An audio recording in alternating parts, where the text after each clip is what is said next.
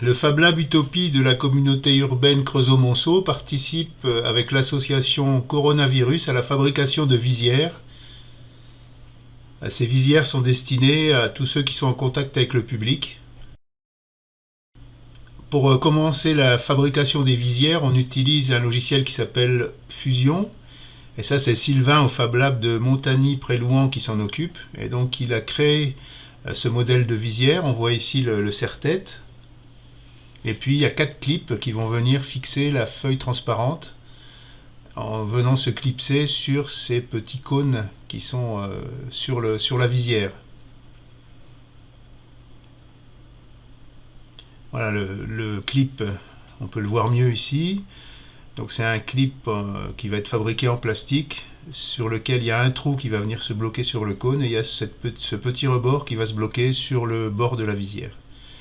Une fois qu'on a dessiné le modèle en 3D, on va le passer à Cura. Cura, c'est un trancheur, donc il va découper en fait le modèle en tranches fines qui vont être envoyées à l'imprimante pour l'impression en 3D. Ici, on peut voir le découpage. On va rapprocher un peu pour mieux voir.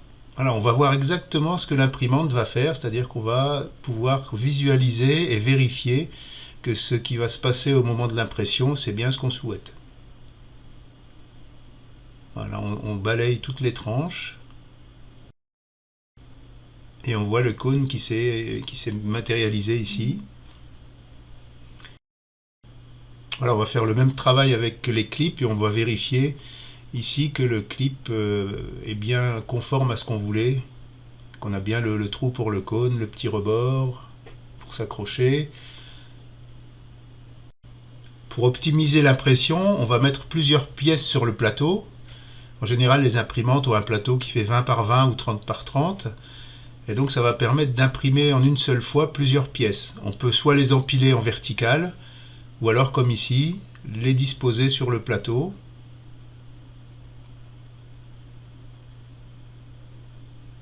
Là, avec cette façon de placer les pièces, on arrive à en mettre 5 sur le plateau. L'imprimante ne va pas plus vite, il faut environ 3 heures pour imprimer ces 5 visières.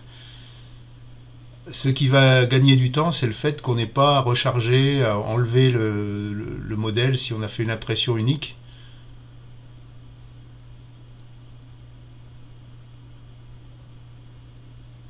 Voilà, là on va recentrer les 5 pièces sur le plateau. Et une fois qu'on a exactement ce qu'on veut imprimer, on va le transformer dans un code qui s'appelle le G-code. Et ce G-code, c'est ce qui va être envoyé à l'imprimante pour piloter la tête. Donc ce G-code, c'est pas très parlant, mais on voit les coordonnées X, Y, Z et puis E0 à la fin de la ligne qui indique quelle quantité de matière il va falloir délivrer pour l'impression. Alors comment ça marche une imprimante 3D? C'est une imprimante qui a 3 axes, X, Y et Z. Et chaque axe est doté d'un moteur qui va permettre de déplacer une tête. La tête est alimentée par du PLA.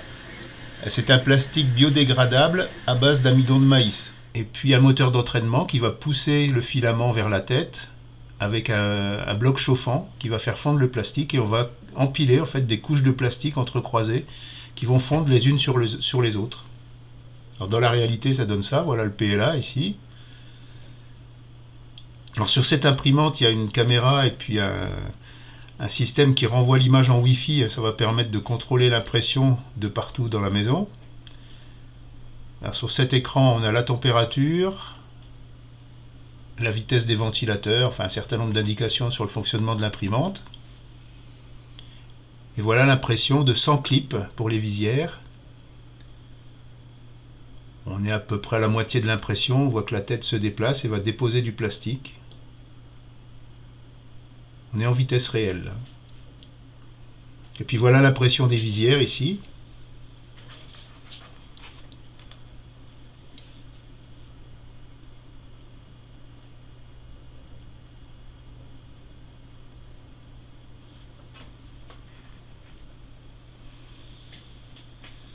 Et le résultat final, ça donne ça. Donc on a une visière qui est complète.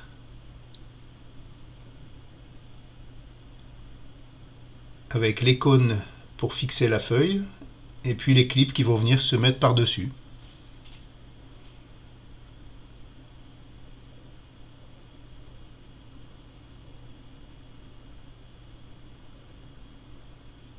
Il ne reste plus qu'à assembler tout ça, toutes ces pièces.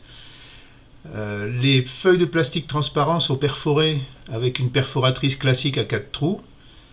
Et ici on a Benjamin qui est en train de monter la feuille sur la visière. Donc il met le trou en place sur le cône, le clip de verrouillage. Et ça à chaque fois, donc il y a 4 clips sur la visière.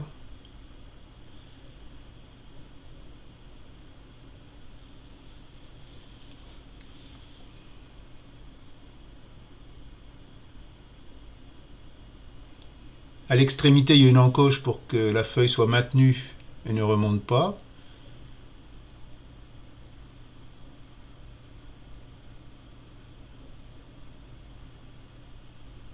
Voilà, la première partie du montage est faite.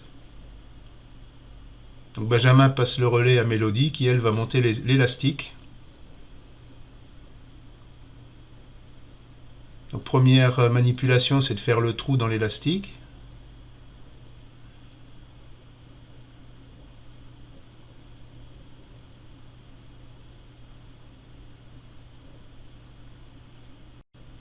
Ensuite, l'élastique est accroché sur les deux extrémités de la visière.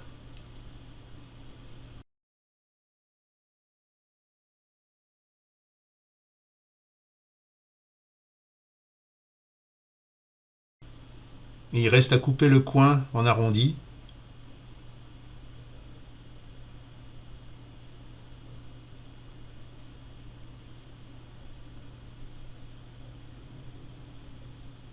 Voilà, la visière est terminée. Elle est très légère. L'association, à la date d'aujourd'hui, a donné 1500 visières au personnel médical, aux caissières, aux EHPAD, etc.